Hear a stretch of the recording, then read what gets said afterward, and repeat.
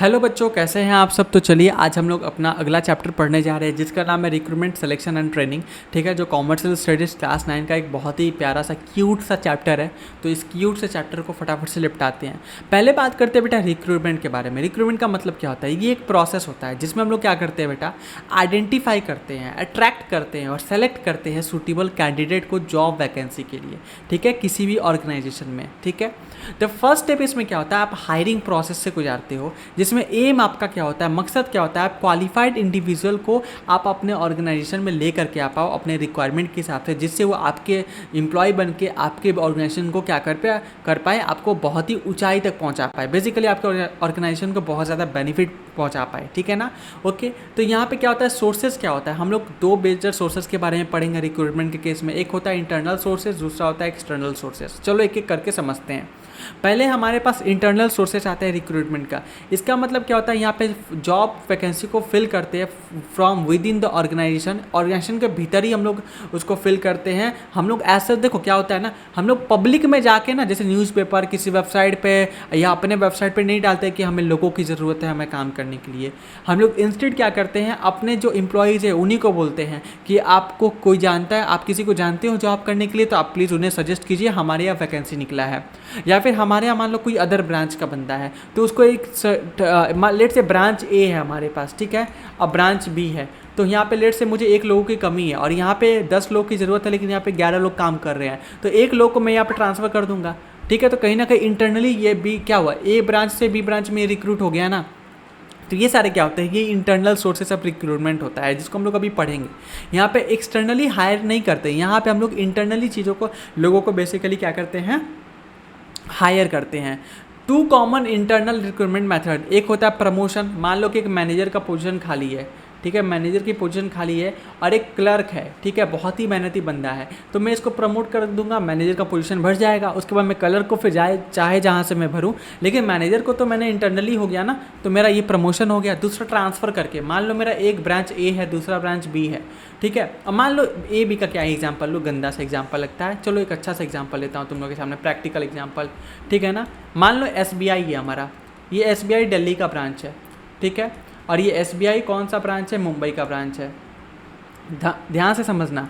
अब यहाँ पे मान लो मिस्टर ए है, ओके, ये बहुत अच्छा यहाँ पे काम कर रहे हैं, लेकिन मिस्टर जो मुंबई का ब्रांच में ना एक वैकेंसी खाली होती है, तो SBI क्या करता है, मिस्टर ए को मुंबई बुला लेता है कि तू यहाँ पे काम कर ले, क्योंकि यहाँ पे पहले से 10 लोग अवेलेबल थे, अब मिस्टर ए को मिला के यहाँ पे 11 लोग हो रहे थे, मतलब लोगों की ज़रूरत केवल 10 थी, लेकिन लोग यहाँ पे कितने थे, 11 थे।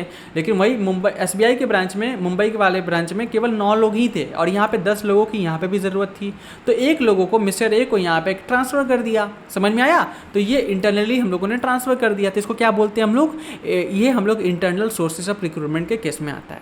ठीक है, अब चलो यहाँ पे एक एक करके पढ़ लेते हैं। प्रमोशन का मतलब होता है एडवांस कर देना एम्प्लॉय को, जिस पोजीशन पे था उससे थोड़े बड़े पोजीशन पे लेके जाना, जहाँ पे उसकी रिस्पॉन्सिबिलिटी, उसकी अथॉरिटी, उसकी सैलरी तीनों ही बढ़ जाती है, और कहीं ना कहीं एक एम्प्लॉय के लिए बहुत ही ज़्यादा मोटिवेटिंग फैक्टर होता है। देखोगे आप अक्सर सुनते होगे जिनकी भी प्रमोशन हो जाती है वो बहुत खुश होते हैं, काफ़ी हेल्प मिलता है उनको, मतलब बेसिकली वो एक अच्छी बात माना जाता है। जैसे एग्जाम्पल देखो यहाँ पे लिखा है ना, सेल्स एग्जीक्यूटिव हो जाते हैं, जो प्रमोट हो जाते हैं सेल्स मैनेजर पे, उनके परफॉर्मेंस के हिसाब से। बोलते हैं ना, आप मूवीज़ वगैरह में बहुत ही कॉमन चीज़ें देखोगे, अच्छे से काम करोगे तो आपको प्रमोशन मिल जाता है, बिल्कुल वैसा। आगे आता है ट्रांसफ़र, एक डिपार्टमेंट से दूसरे डिपार्टमेंट में या एक ब्रांच से दूसरे ब्रांच में आप ट्रांसफ़र कर लेते हो, ठीक है ना, एम्प्लॉय का, ठीक है, जिससे क्या हो सके, वर्क एडजस्टमेंट हो जाए, जो मैंने अभी SBI दिल्ली मुंबई का ब्रांच लेकर के एग्जांपल दिया। जैसे HR एग्जीक्यूटिव है मुंबई का ऑफिस का, वो दिल्ली ब्रांच में क्या हो जाते हैं, तुम्हारे क्या हो जाते हैं, ट्रांसफ़र हो जाते हैं। तो प्रॉपर वही वाला एग्जांपल, दिल्ली मुंबई वाला एग्जांपल लेके मैंने आपको बताया है, ठीक है ना। अब देखो इसके एडवांटेजेस क्या होते हैं, ये काफ़ी ज़्यादा कॉस्ट इफेक्टिव होता है। मतलब कि देखो जब कोई भी नया बंदा तुम्हारे कंपनी को ज्वाइन करता है तो उसकी ट्रेनिंग करवानी पड़ती है, उस ज्वाइनिंग के लिए एडवर्टीजमेंट करवाना पड़ता है, शॉर्ट लिस्टिंग करनी पड़ती है, उनकी इंटरव्यू करनी पड़ती है, इन सब में क्या लगता है बेटा, खर्चा लगता है, ठीक है। लेकिन इंटरनली आप हायरिंग कर लेते हो तो वहाँ पे कॉस्ट इफेक्टिव हो जाता है, वो सारे खर्चे से आप बच जाते हो, ठीक है। उसके बाद फास्टर प्रोसेस, ये प्रोसेस काफ़ी ज़्यादा फास्ट होता है as compared to the outsider. ये बूस्ट करता है आपकी एम्प्लॉय मोरल को, ठीक है, एम्प्लॉय को भी खुशी मिलती है कि नहीं देखो यार मेरे को एक अपॉर्चुनिटी मिल रही है, मेरे कंपनी में यहाँ पे बोलते हैं फ्यूचर है मेरा, ओके। डिसएडवांटेजेस भी है, जैसे लिमिटेड टैलेंट टैलेंट पूल, ऐसा नहीं है कि आपके कंपनी के अंदर दुनिया के सारे टैलेंटेड लोग हैं, उनमें लिमिटेड टैलेंटेड लोग हैं, तो वही बात है कि यहाँ पे लिमिटेशन होता ही है। एम्प्लॉय रिसेंटमेंट हो जाता है, अदर एम्प्लॉय क्या करते हैं, डिमोटिवेट फील करते हैं। अगर मान लो एक एम्प्लॉय प्रमोट हो गया, दूसरे एम्प्लॉय को बुरा लगता है कि देखो यार वो हो गया हम नहीं हुए, तो वाला बात होती है। फिर लैक ऑफ डाइवर्सिटी, आप कहीं ना कहीं इंटरनली हायर कर रहे हो, बाहर के लोग नहीं आ रहे, तो यहाँ पे क्या होता है, डाइवर्सिटी कई बार नहीं आती है, नए आइडियाज़ नहीं आ पाते हैं। अब जैसे एडवांटेज में कोई रिड्यूस कर देता है ट्रेनिंग का कॉस्ट, कोई इन्हांस करता है एम्प्लॉय की रिटेंशन को, मतलब एम्प्लॉय आपके जॉब को जल्दी छोड़ के नहीं जाता है। किसी भी कंपनी में बहुत जल्दी अगर एम्प्लॉय छोड़ के जा रहे हैं, चेंज हो रहे हैं, तो वो कंपनी को अच्छा नहीं माना जाता है, उसका वर्क कल्चर अच्छा नहीं माना जाता है, ठीक है। और डिसएडवांटेज में क्या होता है, ये वैकेंसी क्रिएट करता है, क्योंकि एक लोअर बंदा जो सेल एग्जीक्यूटिव है वो सेल मैनेजर बन गया, तो सेल एग्जीक्यूटिव का तो रोल खाली हो गया ना, तो कहीं ना कहीं उसके लिए फिर अल्टीमेटली आपको हायरिंग करनी ही पड़ती है। तो जो खर्चा ऊपर का रुका वो नीचे से आप मतलब करना ही पड़ता है, ठीक है। आगे बात करते हैं रिस्क ऑफ फेवरेटिज्म, मतलब कई बार होता है कि हम लोग फेवरेटिज्म को ज़्यादा सपोर्ट करते हैं। जो मैनेजर होता है, जो सीनियर बंदा होता है, उसी को प्रमोट करता है जो उसकी चाहता है, बेसिकली देखा जाए तो, मतलब उसकी जो बोलते हैं ना आगे पीछे घूमता है। मुझे क्या हो रहा है यार, बहुत छींक आ रही है, ठीक है। वेल थोड़ा सा कॉपरेट करना है यहाँ पे, मैं बार बार पॉज कर दे रहा हूँ जब भी मुझे छींक आ रही है तो। ऑलराइट, तो फेवरेटिज्म वाला मैटर देखने को मिलता है। ओके, आगे बात करते हैं एक्सटर्नल सोर्सेस ऑफ रिक्रूटमेंट, बाहर से कैसे रिक्रूट करते हैं। तो नए टैलेंट हम लोग यहाँ पे लाते हैं, फ्रेश आइडियाज़ हमारे कंपनी में आता है, डाइवर्स पर्सपेक्टिव्स आते हैं, लोगों का अलग अलग सोच आता है, ठीक है। अब इसको लिए हम लोग क्या करते हैं, हम लोग न्यूज़पेपर में, जॉब पोर्टल्स पे, जैसे लिंक्डइन है हमारे पास, लिंक्डइन, naukri.com वगैरह जैसे है, बहुत सारे वेबसाइट है, वहाँ पे सोशल मीडिया पे कंपनी के वेबसाइट पे पब्लिश करते हैं कि हमें ऐसे ऐसे लोगों की ज़रूरत है। अरे यार सॉरी, चलो naukri.com पे आप डालते हो, जॉब पोस्ट करते हो वैकेंसी के लिए, लोग फिर आपको रिज्यूमे अपने देते हैं, फिर अकॉर्डिंगली आप शॉर्ट लिस्टिंग करते हो। फिर कई बार आप एम्प्लॉय एक्सचेंज भी कर लेते हो, जैसे गवर्नमेंट क्या करता है, रन करता है एम्प्लॉयमेंट एक्सचेंज प्रोग्राम वगैरह जैसे काइंड ऑफ करते हैं, जिसमें अनएम्प्लॉयड इंडिविजुअल जो होते हैं वो रजिस्टर कर सकते हैं, ठीक है। रेस्किल इंडिया जैसे गवर्नमेंट के बहुत सारे पोर्टल होते हैं, ठीक है, रोजगार मेला वगैरह, जहाँ पे आप अगर आप युवा है और आपके पास जॉब नहीं है तो आप जाके वहाँ पे बैठ सकते हो। बहुत सारी कंपनियाँ आती हैं, आप उनको अपना रिज्यूम में अपने इंटरव्यू वगैरह दे सकते हो। अगर उनको लगता है कि आप में दम है, आप उनके काम लायक व्यक्ति हो, तो आपको वो क्या कर लेते हैं, प्रॉपर्ली हायर कर लेते हैं, ठीक है। फिर तीसरा होता है प्लेसमेंट एजेंसी, मतलब बहुत सारी कंपनियां होती है जो आपको प्लेसमेंट करवाने में हेल्प करते हैं, ठीक है। ये क्वालिफाइड, यहाँ पे प्राइवेट रिक्रूटमेंट फर्म होते हैं जो हेल्प करते हैं कंपनियां को क्वालिफाइड प्रोफेशनल को ढूंढने में, ठीक है। बहुत सारी कंपनियां हैं जो ये सब सर्विसेज देती है, ठीक है। अब जैसे कंपनी एक सीए को हायर करना चाहता है तो प्लेसमेंट एजेंसी के थ्रू हायर करेगा, ओके। या फिर मान लो कि कैंपस प्लेसमेंट भी आपको देखने को मिलता है, जैसे किसी हम लोग ग्रेजुएट कॉलेज वगैरह में जाते हैं, जैसे आईआईटी वगैरह में जाके देखते हो ना, आईआईटी एम्प्लॉयज़ को हायर करते हैं, आईआईटी में देखो कि कैंपस प्लेसमेंट होता है।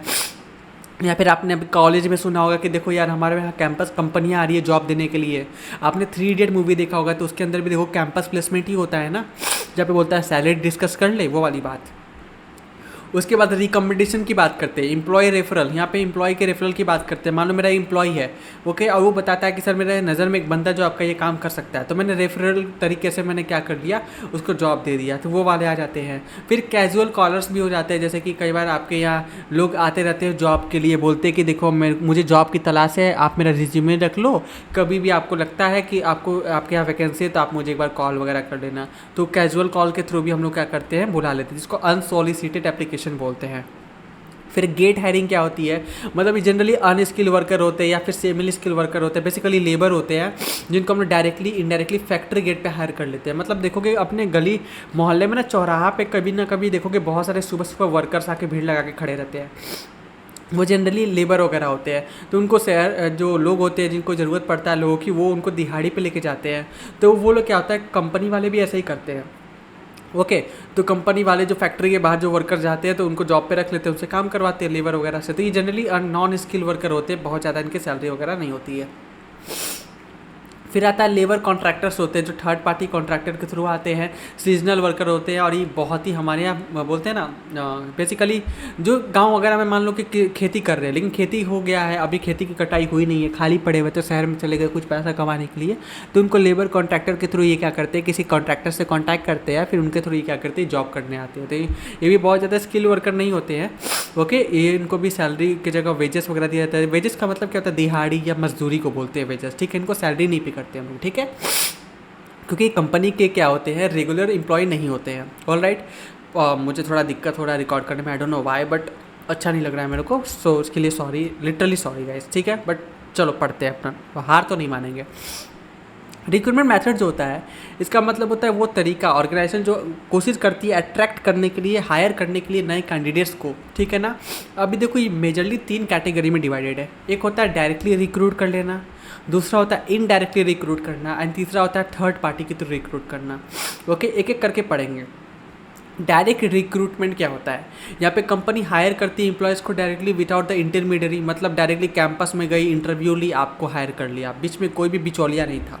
जैसे कैंपस यूनिवर्सिटीज़ वगैरह में जाके कैंपस प्लेसमेंट वगैरह देखते हैं।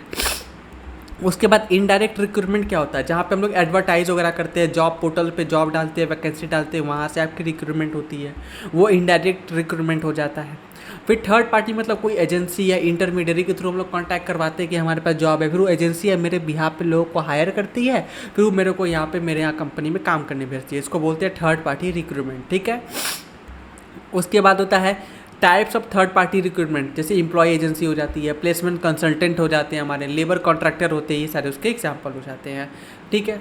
मतलब कि अब मीनिंग ऑफ सिलेक्शन की बात करते हैं, हमारा रिक्रूटमेंट का पार्ट खत्म हो गया, अब सिलेक्शन की बात करते हैं। कोई भी आपको एप्लीकेशन देता है कि मुझे जॉब चाहिए आपकी है, तो आप उसे क्या करोगे, छाटोगे। लेट से मुझे 10 पोस्ट खाली है, हमारे पास 10 लोगों की ज़रूरत है और 100 लोगों ने अपनी एप्लीकेशन दी, तो हम 100 को तो नहीं रख सकते, तो हम 100 लोगों की हम क्या करेंगे, सब चीज़ उनको इवेल्युएट करेंगे, उनको चूज़ करेंगे कि भाई इनमें से कितने लोग मेरे काम के हैं। उसके बाद उनके टेस्ट लेंगे, उनके बैकग्राउंड चेक करेंगे, ऐसा तो नहीं वो लोग फ्रॉड है, गलत लोग हैं, वो सारे चेकिंग करने के बाद उनको जॉब दिया जाता है। तो उनमें से 10 लोगों को हम लोग टॉप 10 लोगों को सेलेक्ट कर लेंगे, बाकी 90 लोगों को सिंपल सी बात है हम लोग क्या करेंगे, रिजेक्ट कर देंगे। क्या कर देंगे, रिजेक्ट कर देंगे। समझ में आया। फीचर क्या होता है सिलेक्शन का, इसमें एलिमिनेट किया जाता है अनसूटेबल कैंडिडेट्स को, इसमें इन्वॉल्व होते हैं मल्टीपल इवैल्यूएशंस, ये रिड्यूस करता है हायरिंग रिस्क को, ये इंश्योर करता है ऑर्गेनाइजेशन एफिशिएंसीज को। समझ में आया। ओके, यहाँ पे एग्जांपल के तौर पे सारी चीज़ें मेंशन है पहले से, आप पढ़ लेना। आगे बात करते हैं स्टेप्स इन सिलेक्शन प्रोसेस। पहला होता है प्रीलिमिनरी इंटरव्यू होता है, जिसमें बेसिक क्वालिफिकेशन स्किल्स वगैरह के बारे में जानकारी ली जाती है। उसके बाद एप्लीकेशन ब्लैंक होता है, मतलब डिटेल एप्लीकेशन लिया जाता है, यहाँ पे शॉर्ट लिस्टिंग की जाती है। फिर सिलेक्शन टेस्ट लिया जाता है, जो भी रिटर्न हो सकता है, आपका MCQ बेस्ड हो सकता है, जिसमें एप्टीट्यूड टेस्ट होता है, पर्सनालिटी टेस्ट होता है, टेक्निकल जानकारी का चेक किया जाता है कि सच में उसको सच में टेक्निकल जानकारी है कि नहीं। जैसे मान लो सॉफ्टवेयर कंपनी है तो कोडिंग टेस्ट ले लेगी आपसे कि आपको सच में कोडिंग करने आता भी है कि बस वही आप इंजीनियर बन गए हो, ठीक है। आगे बोलता है सिलेक्शन ऑफ फाइनल इंटरव्यू, फिर बाद में face to face virtual interview होता है, HR सीनियर मैनेजर से कम्युनिकेशन स्किल्स वगैरह इसमें आपको चेक की जाती है, सब कुछ सही रहता है तो आपको अपॉइंट किया जाता है। बेसिकली 5वां भी पोजीशन मतलब होता है, बहुत सारे स्टेप्स होते हैं depend upon the job profile. आपको ग्रुप डिस्कशन में लाया जाता है, जहाँ पे MBA प्रोग्राम वगैरह जैसे होते हैं ना, तो देखते हैं कि आप ग्रुप में लीडरशिप वर्क को लेकर के, टीम वर्क को लेकर के आप इंथुजियास्ट हो कि नहीं हो, आप टीम वर्क में अच्छे से आप कॉपरेट कर पाते हो कि नहीं कर पाते हो। फिर मेडिकल जो भी फिटनेस चेकअप होती है वो की जाती है, जनरली सेना वगैरह में देखोगे ज़्यादा होता है जहाँ पे फिटनेस चेकअप होती है। फिर चेकिंग रेफरेंस देखी जाती है, बैकग्राउंड डिटेल्स की, जो बंदे ने डिटेल्स दी है वो सही है कि नहीं है, उसका वर्क हिस्ट्री ठीक है कि नहीं है। ऐसा तो नहीं है कि पिछले कंपनी में इसने कोई फ्रॉड वगैरह किया था, वहाँ से निकाला गया तो हमारे यहाँ जॉब करने आया ये, तो ये सारी चीज़ें चेक किया जाता है, ठीक है। फिर उसकी फाइनल अप्रूवल दी जाती है टॉप मैनेजमेंट के द्वारा, फिर उसकी प्लेसमेंट की जाती है, हायरिंग रोल पे उसकी प्लेसमेंट की जाती है। समझ में आया। तो ये पूरी प्रोसेस और इसका ये फ्लो चार्ट यहाँ पे दे रखा है। इसको स्टेप्स को बिल्कुल याद करना है, एग्जाम में आएगा तो आपको अच्छे तरीके से एक्सप्लेन करते हुए लिखना है, जैसे कि मैंने ऊपर समझाया। विद एग्जाम्पल लिखोगे एग्जाम में फुल मार्क्स मिलेगा। कोई बच्चा सोचेगा सर केवल हम ये लाइन को लिख दें हो जाएगा क्या, तो बेटा अगर ये लाइन को लिखोगे तो मार्क्स भी कम ही उम्मीद करना, आपको पूरी चीज़ें लिखनी है। मैं हमेशा बोलता हूँ, मेरे वो भी बच्चे हैं जो 98 मार्क्स 96 मार्क्स ऐसे स्कोर करते हैं, मेरे वो भी बच्चे हैं जो 76 मार्क्स 65 मार्क्स वो भी स्कोर करते हैं। फ़र्क ये रहता है कि यहाँ पे मेहनत बचाते हैं, ये मेहनत नहीं बचाते अपना। बेटा ले दे के तुम्हें पढ़ाई करनी है, पढ़ाई में भी तुम कोताही करते हो तो फिर क्या करोगे, भगवान मालिक है तुम्हारा। तो उस केस में अगर खराब मार्क्स आता है तो इसके लिए केवल तुम जिम्मेदार हो, मैं नहीं, ठीक है।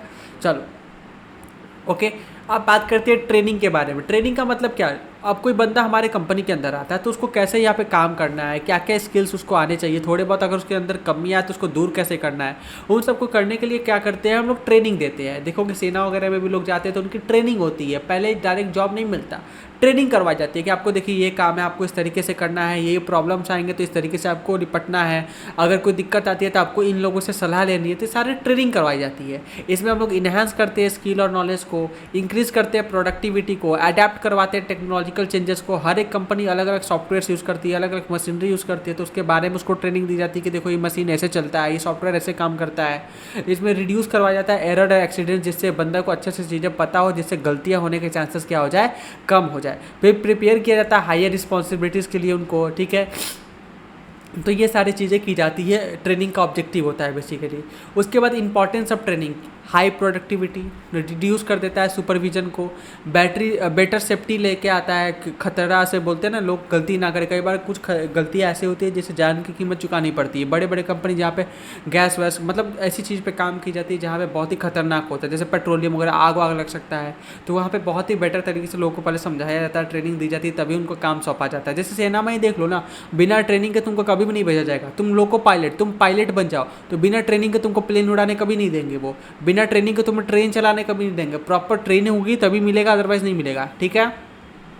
इकोनॉमी भी देखी जाती है, रिड्यूस किया जाता है वेस्टेज वगैरह, कि आप कोई वेस्टेज ना करें कंपनी में काम करते वक्त, चीज़ों को बेटर तरीके से यूज़ करें।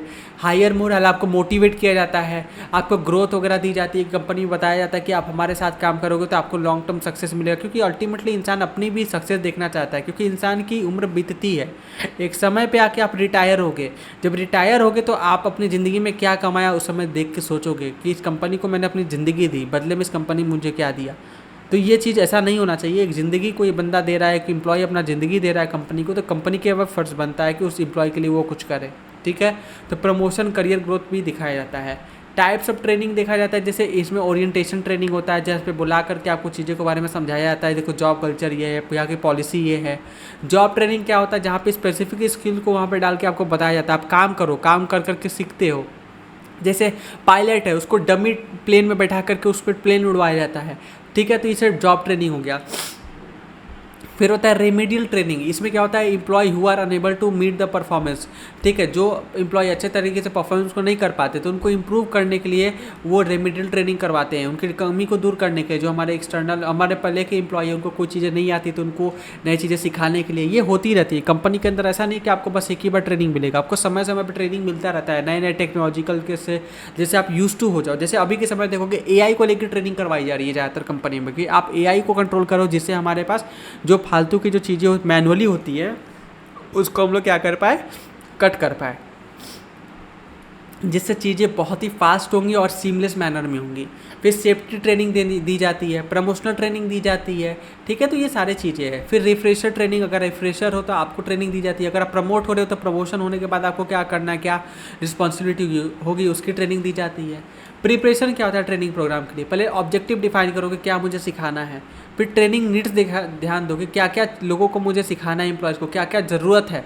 फिर सेलेक्ट करना मोटिवेशन टारगेट, प्रिपेयर करना ट्रेनर्स को, फिर डेवलप करना ट्रेनिंग पैकेज को, फिर प्रेजेंट करना उनके सामने, ठीक है। अब मेथड्स, ट्रेनिंग के कौन कौन से मेथड्स होते हैं, on the job training, of the job training. On the job training में देखो कि जॉब इंस्ट्रक्शन ट्रेनिंग होती है, यहाँ पे अप्रेंटिसशिप, आर्टिकलशिप जिसको बोलते हैं, या इंटर्नशिप बोलते हैं, वो ट्रेनिंग होता है।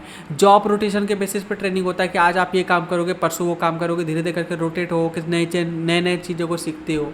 क्लासरूम ट्रेनिंग होता है, जहाँ पे क्लासरूम में बैठा के आपको बताते हैं देखो इससे ये काम करते हैं, ऐसे वे काम करते हैं। फिर सिमुलेशन ट्रेनिंग, मतलब जैसे एयरप्लेन वगैरह चलाते हैं, नकली प्लेन चला चला के देखते हैं, तो इसको सिमुलेशन ट्रेनिंग बोलते हैं, ठीक है। फिर वर्सटिबल ट्रेनिंग क्या होता है वो अभी हम लोग आके डिस्कस करते हैं, थोड़ा मैं समझाऊंगा आपको, आराम से समझना। देखो ऑन द जॉब ट्रेनिंग क्या होता है, जॉब इंस्ट्रक्शन ट्रेनिंग होता है, जहाँ पे रिसीव करते हो step by step instruction, perform करना होता है टास्क आपको। अप्रेंटिसशिप ट्रेनिंग क्या होता है, यहाँ पे कॉम्बिनेशन ऑफ क्लासरूम लर्निंग और हैंड्स ऑन एक्सपीरियंस होता है, जहाँ पे आप सीखते भी हो, लर्न भी करते हो, दोनों मिला के काम होता है। फिर जॉब रोटेशन क्या होता है, employ are move between the different role, अलग अलग रोल भेजा जाता है, अलग अलग स्किल वाले काम दिए जाते हैं, जिससे आप सब चीज़ें सीख जाओ। जैसे मैं सीख रहा हूँ, मैं आर्टिकलशिप में हूँ, आर्टिकलशिप में मेरे को IT इनकम टैक्स रिटर्न का भी काम देते हैं, मेरे को ऑडिट भी सिखाया गया है, मेरे को अकाउंटिंग भी सिखाई गई है, मेरे को लॉ रिलेटेड प्रॉब्लम्स भी हैंडल करना सिखाया गया है, मेरे को स्ट्रैटेजिक मैनेजमेंट भी सिखाई गई है, मेरे को फाइनेंशियल मैनेजमेंट भी सिखाई गई है, मेरे को कॉस्ट मैनेजमेंट भी सिखाई गई है। ठीक है, तो ये सारी चीज़ें मेरे को सिखाई गई है। इंपोर्ट एक्सपोर्ट रिलेटेड चीज़ें क्या होती है वो सिखाया गया है, इंटरनेशनल लॉज के बारे में बताया गया है, मेरे को अकाउंटिंग स्टैंडर्ड के बारे में बताया गया, मेरे को इंडियन अकाउंटिंग स्टैंडर्ड जो इंडीएस होता है उसके बारे में बताया गया है। तो कहीं ना कहीं जॉब रोटेशन का ये पार्ट होता है। ठीक है, आगे बात करता हूँ of the job training. Of the job training क्या होता है, जिसमें क्लासरूम वाला लेक्चर दिखा दो, क्लासरूम में बुला के थ्योरेटिकली लोगों को बताओ, प्रेजेंटेशन पे डिस्कस करो। सिमुलेशन ट्रेनिंग क्या होता है, यहाँ पे real life work situation create की जाती है। या फ्लाइट सिमुलेटर पायलट के लिए देखो, यहाँ पे होता है ना फ्लाइट सिमुलेटर, एक नकली प्लेन होता है जहाँ पे बैठा रहता है, रियल लाइफ सिचुएशन होता है, वहाँ पे प्लेन आपको चलाना पड़ता है सेफ्टी, क्योंकि रियल लाइफ में अगर प्लेन चलाओगे पहली बार नूब बंदे को दे दिया तो वो खुद ही मर जाएगा और उसके साथ जो भी प्लेन में होंगे सारे मर जाएंगे। ठीक है ना, तो कहीं ना कहीं सिमुलेशन मोड में इनको सिखाया जाता है। इवन ट्रेन के जो लोको पायलट है उनके लिए भी सेम ही चीज़ होती है।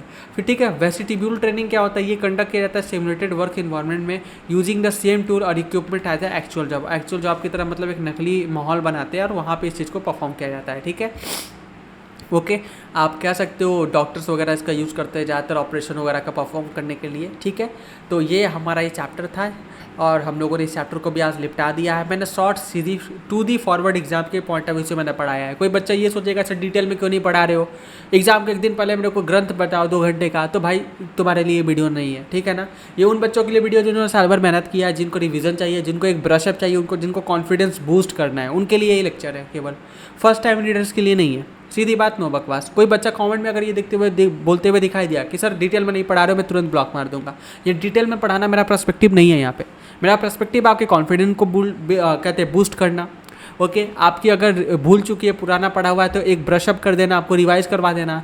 एग्जाम के पहले आप रिवाइज कर लो, बेटर है। कई बार खुद से बैठने के पढ़ने का मन नहीं करता है लोगों का, तो वो होता है। तो काइंड ऑफ मैराथन ये सारी चीज़ें आपको अवेलेबल करवाई जा रही है। ठीक है ना, ओके चलो बाय बाय, मिलता हूँ नेक्स्ट वीडियो में नेक्स्ट चैप्टर के साथ।